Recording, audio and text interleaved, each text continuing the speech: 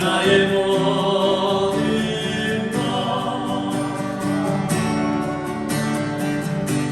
쓰러진 나를 세우고 나의 비난을 채우네. 그 나의 모든 것 예수 어린 양 예배합시다. 하나님을 높입시다.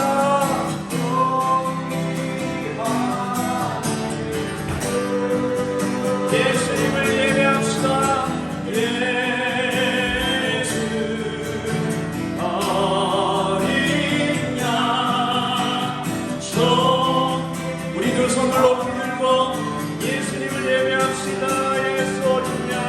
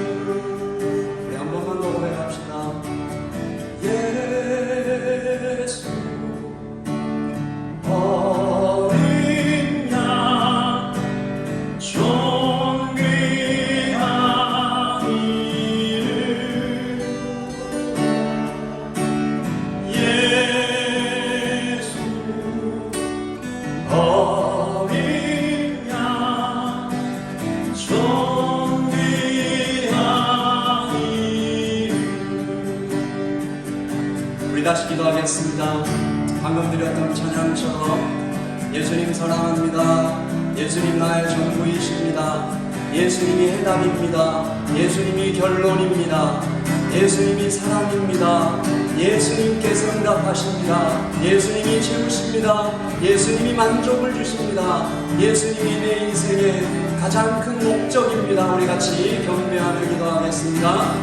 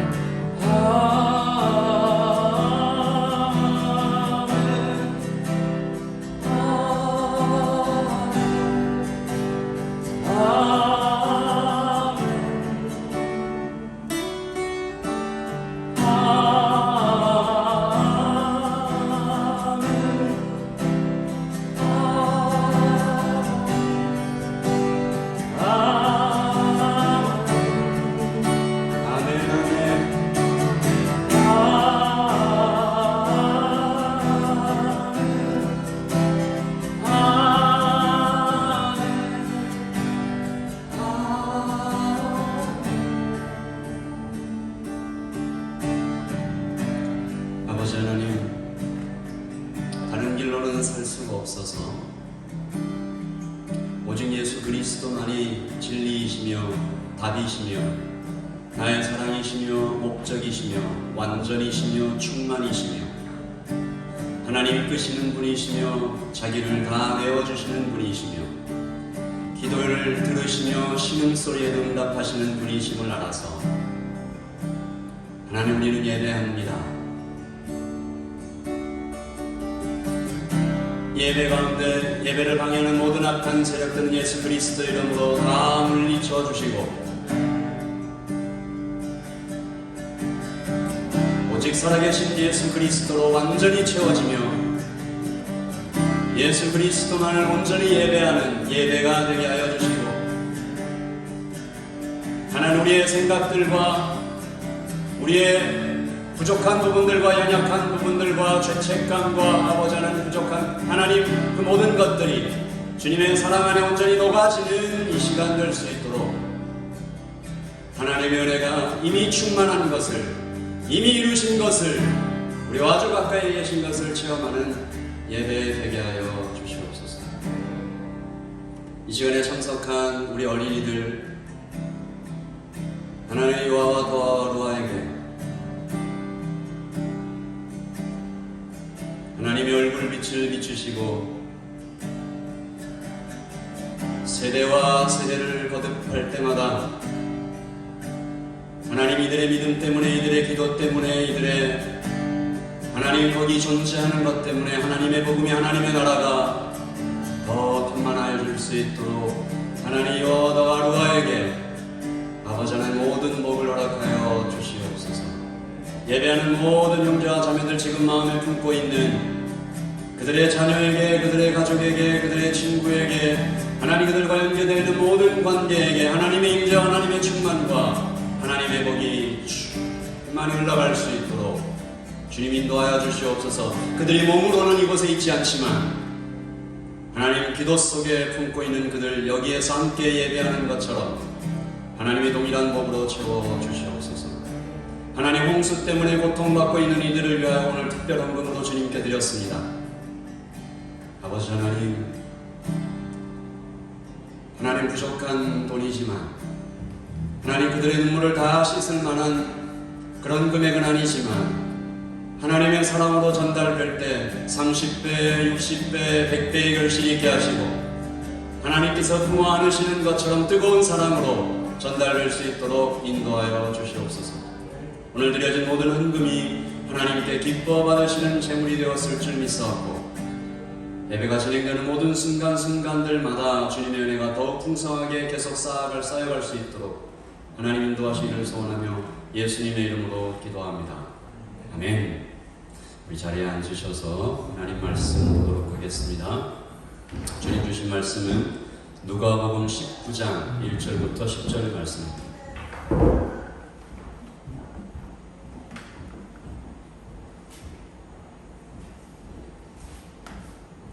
우리 저와 여러분이 한 절씩 교독하겠습니다. 누가복음 19장 1절부터 10절 말씀인데요. 제가 1절 읽고 여러분이 한 절 읽고 교독합니다. 예수께서 여리고로 들어가 지나가시더라.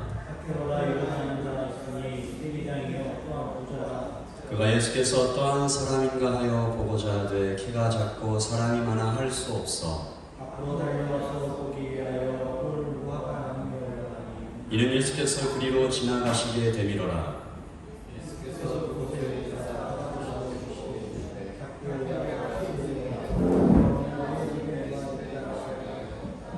급히 내려와 즐거워하며 영접하거늘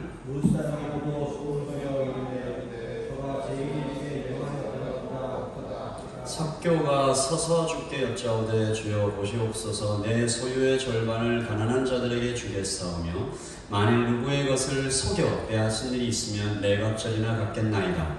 예수께서 이르시되 오늘 두번이 이 사람도 같이 읽겠습니다. 인자가 온 것은 잃어버린 자를 찾아 구원하려 함이니라. 아멘. 이것을 읽으시면서 여러분 가슴에 말씀이 이렇게 스며들 수 있도록 진지하게 한 번 더 읽으시면서 묵상하시겠습니다. 네, 하나님 말씀 함께 보겠습니다. 오늘 어린이들이 좀 참석을 했으니까 좀 어린이들이 이렇게 좀 소리를 내고 해도 괜찮으시죠? 하나님 앞에 이렇게 예배하는 마음이 흐트러지지 않았으면 좋겠고 어린이들도 좀 소리 내도 돼요. 편안하게 하나님 앞에 나갔으면 좋겠습니다. 오늘은 내 안에 있는 가짜 신을 몰아내자. 그 세 번째 시간입니다. 여러분 재정의 자유라는 단어가 한때 세상을 좀 막 휩쓸었던 적이 있었는데요. 많이 들었습니다. 많이 봤어요. 가능한 한 빨리 은퇴하자. 일은 그만두며 여행 다니며 살자.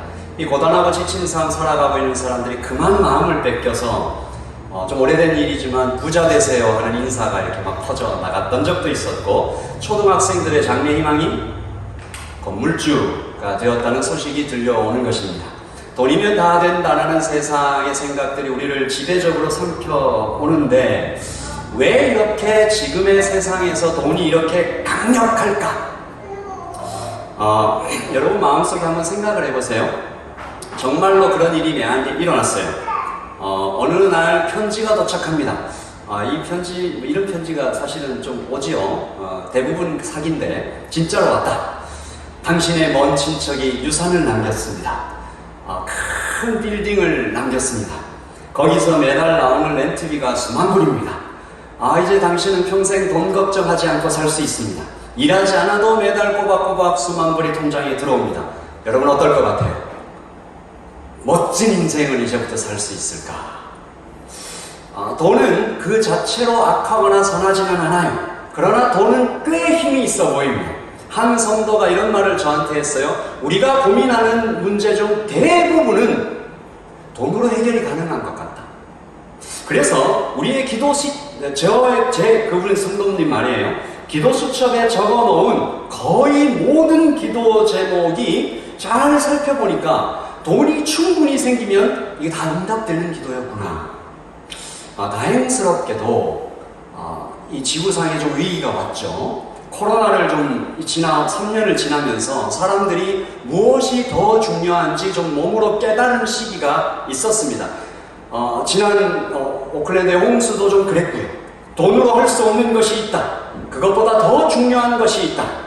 주님은 이렇게 말씀하십니다. 마태복음 6장 25절 시작. 그러므로 내가 너희에게 이르노니 목숨을 위하여 무엇을 먹을까 무엇을 마실까 몸을 위하여 무엇을 입을까 염려하지 말라. 목숨이 의식보다 중하지 아니하며 몸이 의복보다 중하지 아니하냐. 주님은 생명, 육체적인 생명, 그보다 더 영원한 생명이 지금 우리가 누리고 있는 이 물질 모든 것보다 중요하다. 사람들이 좀 깨달은 것 같긴 해요. 크라이처치에 지진이 났습니다. 한국에 IMF가 터졌어요. 그러면 교회 출석하는 사람이 늘어납니다. 위기가 닥쳐요. 그럼 절대자리가 의지하는 거죠. 그러나 안타까운 것은 오래가지 않아요. 사람들은 또다시 돈에 눈을 돌립니다.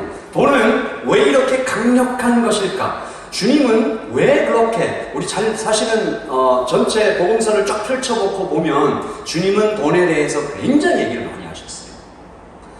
사람들은 왜 그리도 쉽게 돈에 끌려다닐까? 주님은 왜 그렇게 돈에 대해서 많이 말씀하실까? 돈이 가지는 두 가지 유혹, 두 가지 말, 두 가지 힘입니다. 돈은 입이 없지만 아주 크게 우리에게 말합니다. 첫째, worship me. 돈은 자기를 섬기라고 말해요. 예수님은 그런 의미에서 돈이 주인 되는 것을 경계하라. 마태복음 6장 24절이죠. 한 사람이 두 주인을 섬기지 못할 것이니 혹 이를 미워하고 저를 사랑하거나 혹 이를 중히 여기고 저를 경히 여김이라. 같이요, 시작. 너희가 하나님과 재물을 겸하여 섬기지 못하느니라. 예수님은 놀랍게도 돈을 주인, 경배의 대상, 섬김의 대상. 여러분, 섬긴다라는 단어가 히브리어 원문으로 쭉 들어가 보면 예배예요. 주님은 돈이 예배의 대상이 될 수 있다. 영적인 면이 있다라는 거죠, 돈에게. 사단이 가장 즐겨 쓰는 무기가 돈인 이유가 바로 거기 있을 거예요. 여러분, 하나님을 경배할 때 우리는 뭘 합니까? 하나님을 경배할 때 우리 뭐 해요? 하나님을 높이죠. 칭찬합니다. 그리고 하나님을 의지하죠. 그리고 하나님을 사랑합니다. 사람이 돈에게 그렇게 합니다. 돈을 높이고 돈을 의지하고 돈을 사랑합니다. 예수님은 돈을 주인에게 비유하셨는데 이 단어가 지금은 우리에게 강하게 확 다가오지 않아요. 주인 하면 뭐 생각나요?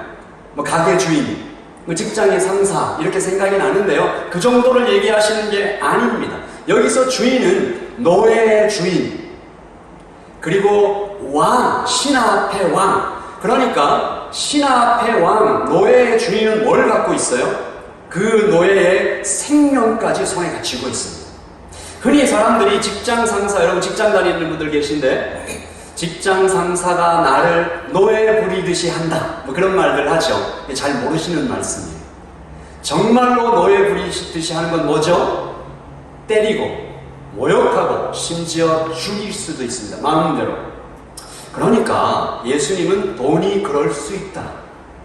돈은 너를 움켜잡아서 돈을 따라가다가 인생 망가지고 관계 박살나고 심지어 죽는 일도 허다하다. 제가 현직 경찰한테 들은 얘기인데 뉴질랜드 내에 이 마약 문제가 어마어마하대요.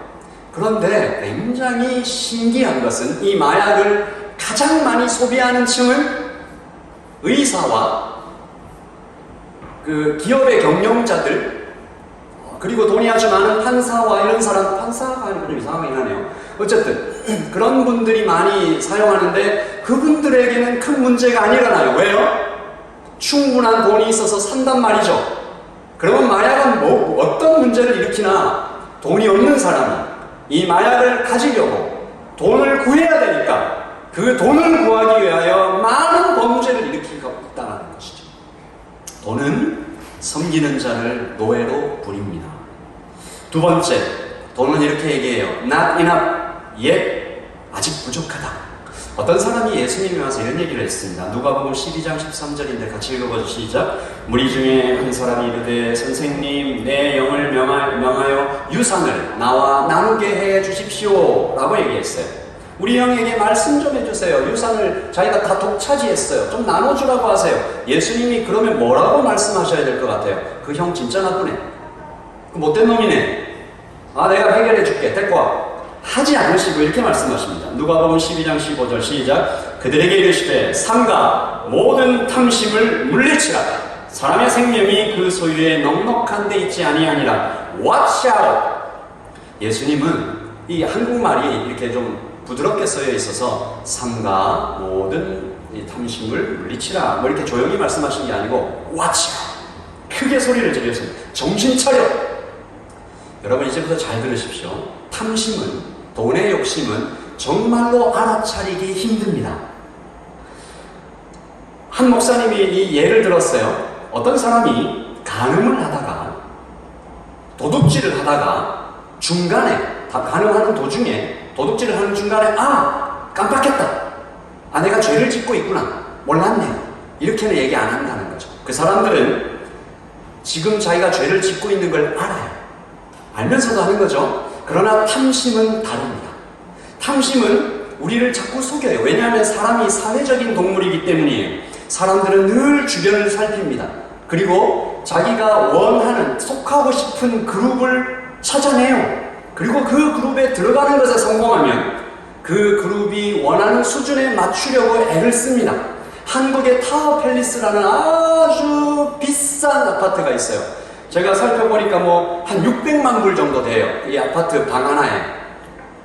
근데 타워 팰리스에 어렵게 들어갔어요. 어떤 사람이 에어컨이 없는 차를 타고 다녀요. 왜 그럴까요? 어렵게 빚을 내서 아파트 샀고 또 어떻게 사람들 수준에 맞추다 보니까 차도 샀는데 남은 돈이 없어요. 비슷한 차를 타야 되는데 옵션을 다 빼요. 에어컨을 빼서 비용을 낮춥니다. 그래서 아파트를 빠져나갈 때는 창문을 닫아요. 푹푹 찌는 가운데 쫙 가다가 아파트를 다 빠져나오면 그제서야 창문을 내리고 살았다 하는 거죠. 왜 그래요? 그 사람은 이렇게 말하는 거예요. 저 사람에 비하면 나는 아직 많이 부족하다. 사람들은 다 그렇게 말해요. 내가 돈이 충분히 많다라고 생각하는 사람은 거의 없어요. 사진 하나 보실까요? 필리핀에 있는 한 동네를 위에서 찍은 거예요. 아래쪽은 서민들이에요. 하루에 1불 미만으로 살아가는 사람들이에요. 위쪽은 보통 사람들이겠죠. 만약에 위쪽에 사는 사람들이 아래쪽을 살면서 나는 이미 많이 가졌다. 돈 욕심이 내가 너무 많아. 저 아래쪽 사람들에게 나누어 주어야지라고 다 생각하고 실천했다면 오래전에 이미 위쪽과 아래쪽의 구분은 없어졌을 거예요. 그러나 사람들은 항상 자기가 원하는 그룹, 거기에 속하기를 원하며 항상 말해요. 나는 아직 부족해. 저 사람에 비하면 내 이 재산은 미미한 수준이야.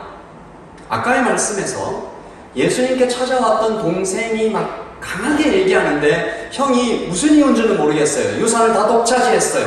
이것은 단순히 도덕적 문제가 아닙니다. 당시 유대 사회에서 유산을 다 독차지하는 것은 모세의 율법을 명확하게 어기는 거예요. 그러니까 이건 범죄예요. 그러므로 동생은 랍비이신 예수님을 찾아와 형을 고소한 겁니다. 법적인 제재를 해주십시오. 그러면 그때 예수님은 단번에 알아차리시고 형은 말할 것도 없고 동생 또한 탐심에 잡아먹혔다. 유산이 드러나기 전에는 둘 사이에 문제가 없었을 거예요. 동생의 눈에 유산이 들어오자 다른 모든 것보다 돈이 더 중요해졌습니다. 형을 감옥에 보내는 한이 있더라도, 형과 나의 관계가 완전히 박살이 나는 한이 있더라도 나는 이 돈을 꼭 손에 넣어야겠다. 때때로 들려오는 얘기들 있죠. 여러분은 이 단어를 아시는지 모르겠는데, 상속전쟁, 왕자의 난, 한국의 큰 재벌 기업들의 그 아들들이 더 많은 돈을 차지하기 위해서 막 죽일 듯이 싸우는, 똑같이 탐심의 문제입니다. 그들은 먹고 살아가는데 아무 문제가 없어요. 그런데 그들에게 큰 고민과 큰 이 고통은 내가 저 사람보다 작은 거죠. 돈에는 만족이 없습니다. 돈은 속삭입니다. 옆집을 봐. 너는 아직 부족해. 그 사람은 작년에 해외여행을 몇 번이나 갔다 왔어. 나는 한 번밖에 못 갔어. 나는 너무 불쌍해. 나는 더 벌어야 해. 오늘 우리가 읽은 본문에 평생을 돈을 섬기다가 자기 인생 다 망치고 가족과 친구 잃고 사회의 가장 밑바닥에 떨어졌으면서도 그 돈의 유혹에서 헤어나지 못하고 있는 사람이 성경에 나옵니다. 그 사람의 이름은 삭개오입니다. 누가는 그를 이렇게 기록하죠. 2절 시작. 삭개오라 이름하는 자가 있으니 세리장이요 또한 부자라. 아멘. 여기 이 한 문장 전체가 다 충격이에요. 삭개오. 이제 우리는 이게 확 안 나오잖아요. 유대인들은 이 단어를 들을 때 삭개오, 순수하다라는 뜻이, 오염되지 않았다라는 뜻이. 그의 부모가 이 이름을 이 아이에게 지어주면서 순수 유대인 혈통이었을 거 아니에요. 그 유대인들의 오매불망 꿈이 뭐예요? 내 아들이 랍비가 되어서 하나님의 나라를 섬겨가며 자랑스러운 유대인 거룩한 하나님의 백성이 되기를 소원했겠죠. 랍비가 되거나 적어도 정말 부끄럽지 않은 그런 아들이 되기를 원해서 삭개오라 이름하는 자를 이렇게 이름을 지었어요. 그런데 그 다음 말씀이 뭐예요? 삭개오라 이름하는 자가 있으니 세리장. 보통 세리도 아니야. 세리장이래. 세리장. 세리 중에 제일 나쁜 놈. 당시 세리는 남자가 가질 수 있는 직업 중에 가장 천한 직업이었어요. 욕이에요, 욕. 막 여러분이 생각할 수 있는, 여러분 착해서 욕이 막 생각이 안 나죠. 그 여러분이 상상할 수 있는 모든 욕을 다 이렇게 합치면 그게 세리. 이 같은 놈, 이 세리. 민족의 반역자. 로마 사람들이 세리를 사용해서 로마에게 오는 그 공격을 세리들에게 다 받게 했어요. 이게 굉장히 식민지 정책인데, 세리들한테 너네들 얼마나 많은 돈을 걷든지 상관 안 할게. 나한테는 매달 100불만 가져와. 그럼 세리가 얼마 걷어요? 착한 사람은 150불, 나쁜 놈은 한 200불. 세리장은 얼마 걷었을까요? 얘는 한 1000불 걷었나 봐.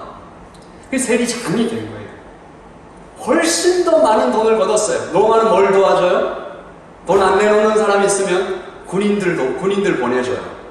로마 군대들 데리고 가지고 돈 안 내면 때리고, 심지어 그 돈 안 내는 사람의 아들과 딸을 노예로 팔아버리고, 집을 그냥 막 다 쑥대밭을 만들고, 심지어 죽이고. 삭개오는 이런 세리들의 리더 세리장이었어요. 그리고 바로 그 다음 단어 또한 부자라. 삭개오, 세리장, 부자. 그는 어쩌면 그러므로 재정의 자유를 이루었을 수도 몰라요. 막대한 부를 손에 넣었어요. 그러나 너무나 부끄러운 존재입니다. 지금이야 돈이 아주 많으면 신분까지 속일 수 있는 사회입니다. 그는 상류 사회에 진입할 수도 있을지도 몰라요. 그러나 당시에는 여러분, 고대에는 명예가 굉장히 중요했습니다. 돈이 아무리 많아도 삭개오는 부끄러운 아들이었어요. 나중에 좀 살펴보겠지만 삭개오가 예수님 보려고 이렇게 막 가는데 사람들이 길을 안 내줘. 딱 스크럼 짜고 너 같은 놈이 어디 하면서 못 들어오게 딱 막아버려. 삭개오는 부끄러운 아들, 부끄러운 남편, 부끄러운 아버지로 살아가고 있었어요. 어딜 가서 내 아버지가 세리장이라고 말을 할 수가 없어요. 삭개오는 왜 그랬을까요? 돈은 그렇게 큰 힘을 가지고 있는 것입니다. 알면서도 끌려가고 돈을 섬기다가 인생이 완전히 망가져도 빠져나오지 못해. 돈은 그러므로 그에게 만족을 주지 못했습니다. 그러나 너무 멀리 와버렸어요. 끝없는 공허와 공포가 그의 영혼을 짓누르는데 어떻게 빠져나올 방법을 모르겠어요. 그래서 다음 말씀은 그의 갈등을 생생하게 보여줍니다. 바로 이 말씀이 시작. 그가 예수께서 어떠한 사람인가요? 보고자 하되 키가 작고 사람이 많아 할 수 없어 못 가는 거예요. 이것은 물리적으로 예수님께 가까이 나아가지 못한다는 설명이기도 하지만 그가 영적으로 거의 절망적인 상태에 있다는 거, 사회적인 죽음에 이르렀다는 거죠. 아무도 길을 내주지 않아요. 메시아가 오셨다는 소문을 들었는데 그는 가난한 사람에게 함께하고 천대받는 사람도 무시치 않으시고 다 안아주신다는 분인데 나도 그분을 만나면 이렇게 안 해주는 거예요. 그런데 여기서 여러분, 삭개오는 아까의 유산을 탐내는 동생과 정확히 반대되는 행동을 보여줍니다. 같이 읽어보죠. 시작. 앞으로 달려가서 보기 위하여 올라가니 이는 예수께서 그리로 지나가시게 됩니다. 아까 우리가 읽었던 12장의 동생은 메시아를 만나는데 뭘 구했어요? 돈을 구했습니다. 여러분 잘 들으세요. 그 동생은 이 랍비 예수 그리스도를 만나서 돈을 구했어요. 근데 삭개오는 메시아를 만나기 위해서 자신의 모든 것을 다 내려놓습니다. 여기서도 우리 그 당시 사회 문화를 좀 이해해야 되는데 성인 남자가 나무에 올라간다? 이건 신문에 날 일이에요. 멸시받을 일이에요. 비웃음을 살 일이에요. 아주 욕을 먹을 일이에요. 아주 부끄러운 일이에요. 물리적으로는 올라간 거죠. 영적으로는 올라간 거죠. 근데 사회적으로는 오히려 더 내려가는 거예요. 자신을 다 버리는 거예요. 이 누가가 이 복음서를 기록할 때 얼마나 절묘하게 기록했는지 몰라요. 올라가서 영적으로는 올라간 거예요. 근데 그 사회적으로는 완전히 바닥까지 내려가는 상태인 거죠. 딱 올라가면 자신이 드러나잖아요. 무릎 꿇은 것과 같아요. 간절히 필사적으로 나는 메시아를 보고야 말겠다. 내 영혼이 목말라 타들어가는데 나는 반드시 이 예수님을 만나야겠다. 자존심, 명예 다 버리고 더 부끄러운 자리, 나무에 올라가는 거죠. 그리고 여러분, 나무 위에 올라가서 나무에 달려 죽임당하신 메시아를 봅니다. 나무에 올라가서 훗날 나무에 달려 죽임당하신 그 예수님을 만나는 거예요. 예수께서 그곳에 이르사 쳐다보시고 이르시되 삭개오야. 예수님이 어떤 톤으로 불렀을까요? 삭개오야. 예수님 지금 누구 보러 거기 간 거예요? 예수님 지금 여리고에 누구 보러 간 거예요? 삭개오 보러 간 거예요. 예수님은 지금 삭개오를 보러 간 거예요. 근데 마침내 삭개오가 올라간 거죠. 삭개오야, 속히 내려와. 내가 너 아까부터 기다리고 있어서 너 언제 올라가나? 일부러 천천히 걸었어. 내가 그 나무 계속 바라보고 있었어. 너 언제 올라가는지. 사람들이 많아서 자꾸 이렇게 막았지. 너 힘들었지. 내가 오늘 내 집에 유하리라. 예수님께서 부르시죠. 이름을 불러줘요. 야이 세리엄아 라는 말만 평생 들었어. 야이 쓰레기야 라는 얘기만 들었어. 근데 예수님이, 랍비가, 그리스도가, 메시아가 오셔서 순수한 사람아, 너 순수한 사람아, 너 온전한 자여, 여기로 내려와라. 부끄러운 자리, 죽음의 자리에서 내려와 그리스도와 함께 여기서 잔치하자. 오늘 내가 너와 함께 먹고 너의 집에서 머물겠다. 주님은 삭개오의 번민, 갈망, 용기를 알아봐 주시고 삭개오를 끌어안으신 거죠. 이때 삭개오의 반응과 사람들의 반응이 확 갈립니다. 6절요. 삭개오는 막 뛸듯이 내려와요. 급히 내려와 즐거워하며 영접하거늘. 7절 시작. 무사람이 보고 수군거려 이르되 저가 죄인의 집에 유하러 들어갔도다 하더라. 아멘. 삭개오는 기뻐 뛰면서 예수님을 영접했고 사람들은 수군수군. 이게 우리나라 말로 하면 그냥 이렇게 서군서군이죠. 유대식으로 얘기하면 떠들면서 욕했다는 얘기예요. 예수님을 들리게 얘기한 거예요. 들리게. 예수님을 책망한 거죠. 이 사람들의 속마음이 뭘까요? 랍비시오, 접니다. 저놈 같은 죄인 말고 나 같은 의인의 집에 오셔야지. 율법을 지키고 제사도 빼먹지 않고 내 생각에는 당신이 인간 같지도 않은 저놈 말고 내 이름을 부르시고 나의 집에 들어오겠다고 얘기를 하셔야죠. 정신 똑바로 차리십시오. 사람들의, 거기 있는 많은 의로운 사람들의 분노가 막 요동치는 거죠. 예수님은 왜 거기 모여있는 사람들 속에 있는 그 들끓는 마음을 막 이렇게 불러일으키시면서 그들에게 일부러 마치 화를 쏘듯이 가장 죄가 많고 가장 흠이 많은 삭개오를 택하셔서 왜 그렇게 하셨을까요? 이것은 그들에게 전하는 복음이었습니다. 이것은 거기에 모여있는 많은 의인들에게 전하시는 예수님의 또 다른 형태의 복음이었습니다. 너희에게도 이 삭개오와 같은 무릎 꿇는 자세가 필요하다. 지금 너희들 삭개오 욕했지? 삭개오 돈만 찾는 놈이라고 너희들 욕했지? 근데 너희들은 어때? 거기 있는 사람 중에 누구도 모르겠어요. 거의 많은 사람, 대부분의 사람들이 돈에서 노임받지 못한, 여전히 속에 그 들끓는 돈의 욕심에 사로잡혀 있으면서, 그러나 삭개오는 예수님이 가장 필요했고 예수님을 가장 간절히 필사적으로 필요했던 그림 한번 보여주시죠. 삭개오가 이런 상태였습니다.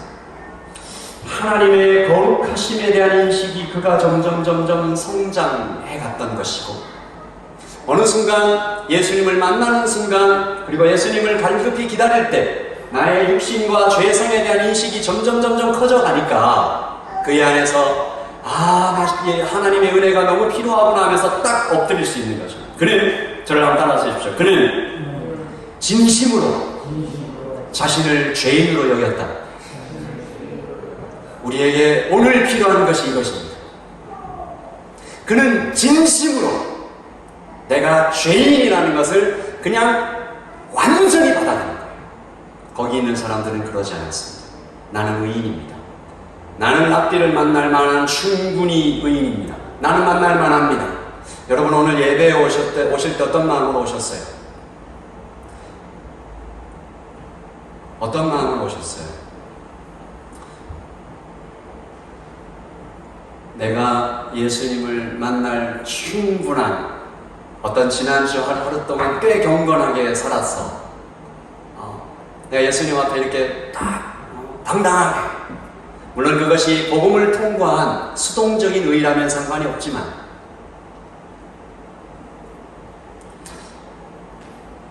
삭개오의 마음은 아주 많이 낮아져 있었습니다. 나무에 올라감으로써 더 낮아졌습니다. 예수님을 간절히 만나고 싶어 했습니다. 그래서 그의 마음 안에 예수님이 들어오실 준비가 다 되어 있었습니다. 그래서 예수님이 그의 집에 들어와 그의 옆에 앉아 함께 식사를 하시는 도중 복음이 그의 영혼을 깊숙이 강력히 타격했습니다. 그래 이렇게 얘기하죠. 8절입니다. 시작. 삭개오가 서서 주께 여짜오되 주여 보시옵소서 내 소유의 절반을 가난한 자들에게 주겠사오며 만일 누구의 것을 속여 빼앗은 일이 있으면 내 갑절이나 갚겠나이다. 아멘. 삭개오 안에 어떤 변화가 있는지 아시겠죠? 복음이 그의 영혼을 깊숙하게 타격했습니다. 이것은 당시 모세의 율법의 기준을 아득히 뛰어넘는 것이었는데, 당시 모세의 율법은 너의 소득의 얼마를 바쳐라? 10%를 바쳐라. 근데 삭개오는 얼마 바쳤다고요? 절반을. 그리고 또 누구의 것을 빼앗으면 얼마? 150%. 근데 삭개오는 400%. 완전히 아득하게 뛰어넘는 거예요. 그러니까 삭개오는 그날 뭘 깨달았냐 하면, 복음의 전체를 다 깨달아 알았지는 못했지만 한 가지 핵심은 누구보다도 선명하게 알았다고. 구원은 행위로 받는 것이 아니고, 자격으로 받는 것이 아니고, 신분으로 받는 것이 아니구나. 구원은 은혜로 받는 것이구나. 구원은 은혜로 얻는 것이구나. 모인 사람들 중 가장 죄가 많은 나에게 그리스도께서 찾아오셔서 바로 옆에 앉아서 식사하시고 아무것도 묻지 않으시고 순수하다라고 불러주시고 나의 집에 들어오셔서 나와 함께 식사 자리에 앉으시고, 그러니까 이런 일이 일어난 거예요. 그가 평생 돈을 통해 얻으려고 했던 거의 모든 것이 그날 채워졌습니다. 돈이 채워줄 수 없던 공허함이 예수님의 사랑으로 꽉 채워졌고요. 부끄러움이 완전히 씻어졌고 그리스도와 함께 앉는 영광을 선물로 받은 것입니다. 예수님은 이렇게 얘기하시죠. 9절입니다. 시작. 예수께서 이르시되 오늘 구원이 이 집에 이르렀으니 이 사람도 아브라함의 자손이로다. 아멘. 시제를 잘 보셔야 돼요. 이 텐스를 잘 보셔야 돼요. 삭개오가 돈을 내놨기 때문에 구원이 왔다가 아니고 구원은 이미 이르는 겁니다. 예수님께서 언제 구원이 이르렀을까요? 삭개오에게 언제 구원이 이르렀을까요? 예수님께서 삭개오 집에 들어오셨을 때, 아니면 그의 이름을 그 돌무화과나무에서 부르셨을 때, 아니면 창세전에 주님의 마음속에 이미 삭개오의 영혼이 들어와 있었던 것 아닐까요? 삭개오는 그러므로 행위가 아니라 은혜로 구원을 받았습니다. 오늘 우리가 들어야 할 주님의 음성입니다. 내가 너의 부요함이다. 구원은 이미 너희에게 이르렀다. 인자가 온 것은 잃어버린 자를 찾아 구원하려 함이리라. 아멘. 여러분이, 그리고 우리가, 세상 사람들이 돈을 통해서 얻어내려고 하는 건 뭘까요? 제가 이렇게 막 고민을 했어요. 그래서 한 3가지 정도로 구분을 해봤습니다. 그 다음 생존 비용이 있겠죠. 돈을 통해서 우리가 이것이 필요합니다. 의식주, 생필품, 사회문화 비용이 있겠죠. 문화활동 해야 되고 여행도 가야 되고, 어제는 된장찌개 먹었는데 그 다음 날은 뭐 더 좋은 거 뭐죠? 삼선 된장찌개 이런 거 먹고 싶은 거예요. 더 좋은 의식주, 더 좋은 옷. 어제는 내가 이런 옷 입었는데 그 다음은 베르사체 이런 거 입고 싶은 거예요. 사회문화 비용, 또 뭐예요? 존엄 비용. 내가 의미와 가치와 인정을 받기 위해 필요한 어떤 것들. 삭개오는 그날, 그리고 우리도 예수님을 만난 오늘, 그리고 여러분의 인생에서 언젠가 예수님을 만났던 그날, 이 모든 것을 이미 다 충분히 받았습니다. 그래서 여러분은 이렇게 말해도 됩니다. 제가 이런 이 문장을 쓰는 것을 그렇게 좋아하지는 않는데 저랑 따라 하십시오. 나는 이제 평생, 크게 얘기하십시오. 나는 이제 평생 돈 걱정하지 않고 살 수 있다. 아멘. 돈을 통해서 여러분이 얻고자 하는 것은 이미 예수님께서 여러분에게 다 주셨습니다. 아멘. 아멘. 다 주셨습니다. 삭개오는 그래서 말한 것입니다. 내가 다 받았구나. 다 받았네. 그래서 삭개오의 질문은 얼마나 드릴 수 있을까요? 사람들은 대개 이렇게 질문합니다. 얼마나 드려야 합니까? 삭개오의 질문은 달랐어요. 얼마나 드릴 수 있을까요?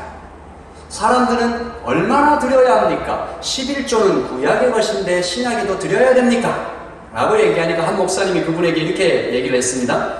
구약의 백성들과 우리들 중 누가 더 큰 은혜를 받았습니까? 예수님은 우리를 위해 자신의 목숨을 10분의 1만 주셨습니까? 아니면 전부를 주셨습니까? 삭개오는 그날 구약의 율법을 다 잊어버립니다. 율법을 무시해서가 아니라 율법을 초월했기 때문입니다. 돈을 통해서 얻어야 했던 것, 얻고자 했던 것은 이미 다 주님께서 다 주셨으니 이제 돈에서 풀려나 자유를 얻었으니 그의 질문은, 우리의 질문은, 나의 질문은, 우리 모두의 질문은 주께 얼마나 드릴 수 있을까요? 요즘 제가 자주 묵상하는 두 문장이 있습니다. 이 두 문장을 계속 여러 번 반복해서 묵상하면 모든 걱정이 없어지고, 약간 무슨 마법의 주문 같은데, 이 두 문장을 계속 반복해서 묵상하면 모든 걱정이 없어지고 잃어버렸던 평안을 다시 찾게 해주며 내 마음이 꽉 차오르는 두 문장입니다. 시작. 예수님 살아계신다. 예수님 나를 살아가신다. 예수님 살아계십니다. 먼저 그의 나라와 그의 의를 구하라. 하늘에 나는 새를 봐라. 들판에 백합화를 봐라. 하늘 아버지께서 이것들도 먹고 입히고 키우시는데 너희에게 가보냐. 사랑하는 자에게 아들이 떡을 달라 하는데 누가 돌을 주며 생선을 달라 하는데 뱀 던지는 아버지가 누가 있냐. 하늘 아버지께서 너희에게 좋은 것으로 주시지 않겠느냐. 예수님 살아계십니다. 지금 이곳에 계십니다. 우리의 예배를 받고 계십니다. 너는 이미 다 받았다고 얘기하십니다. 예수님께서 삭개오처럼 돈에 끌려 염려에 갇혀 불행한 삶을 살아가는 사람들을 위해 십자가에 달려 돌아가셔서 이루신 일, 이것이 복음이잖아요. 이것이 이미 이루신 하나님의 거룩한 일이잖아요. 완성된 일이잖아요. 사도는 예수님이 십자가에 달려서 우리에게 해주신 그 어마어마한 일을 이렇게 표현했습니다. 우리 이 말씀 읽고 같이 기도하겠습니다. 시작. 우리 주 예수 그리스도의 은혜를 너희가 알거니와 부요하신 저로서 너희를 위하여 가난하게 되시며 그의 가난함을 위하여 너희로 부요케 하려 하시니라. 아멘. 우리의 부요함은 거저 얻어진 것이 아닙니다. 선물로 받은 것이지만 그것을 주시기 위하여 예수님은 가난하게 되셨습니다. 그의 모든 천상의 부요함을 다 내려놓으시고 인간의 초라한 몸을 입고 오셔서 그의 육신을 십자가에 매어 타셨습니다.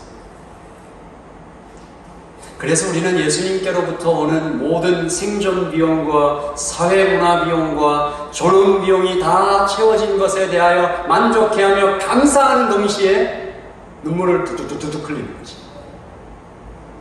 이게 그냥 온 게 아니고, 아버지 하나님, 우리 더 깊은 예배로 매일매일 나아갈 때 우리가 오늘 들은 말씀, 이미 다 주께서 주셨다는 말씀이 하나님 우리의 머릿속에만 머물지 않게 하시고 거듭되는 예배와 더 깊어지는 기도와 하나님 앞에 토해놓았던 우리의 몸에 좀 체화될 수 있도록, 정말로 우리 가운데 돈 걱정이 사라질 수 있도록 삭개오의 말처럼 얼마나 드릴 수 있을까요를 고민하는 그런 축복된 그날까지 갈 수 있도록 주님 복음이 우리의 삶 가운데 실제로 능력으로 역사하는 것을 우리가 매일 보게 하여 주시옵소서.